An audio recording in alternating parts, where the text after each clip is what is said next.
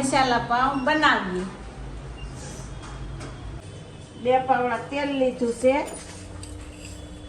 માં જીરું નાખશું, રાઈ ન હોય એમાં. હિંગ નાખશું, હળદર નાખશું. પછી એમાં બટાટાનો માવો છે એ નાખી દઈએ.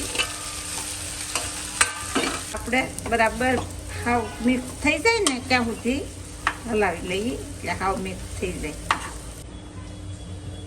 નિમક નાખશું. હવે આમાં મરચાંની તીખી ચટણી નાખશું.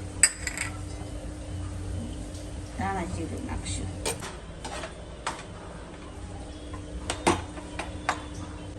હવે લીંબુનો રસ નાખી દેવું. હવે ધાણા નાખી દેવું.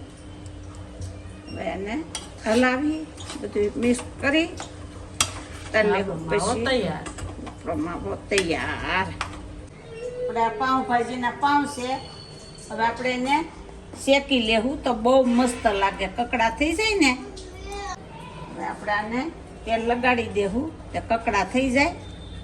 ખાવામાં મજા આવે. કેમ બા ક્રિસ્પી હોય તો મજા આવે.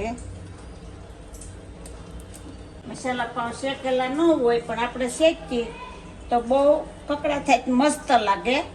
તો પાઉં શેકાઈ જશે. એમાં આપણે મસાલો ભરી દેવું.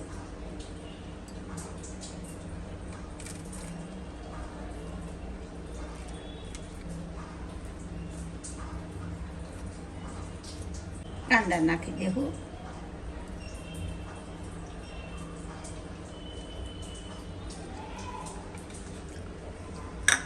એમાં તીખી ચટણી નાખશું. એમાં આંબલીની ચટણી, આંબલી ખજૂરની ચટણી નાખશું. પછી ઉપર નાખશું સેવ.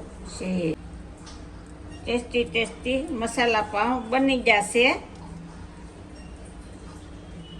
તો બધાય આવી જાવ ખાવા. જવો બાએ બનાવ્યા છે આજે મસાલા પાઉં. મસાલા પાઉં.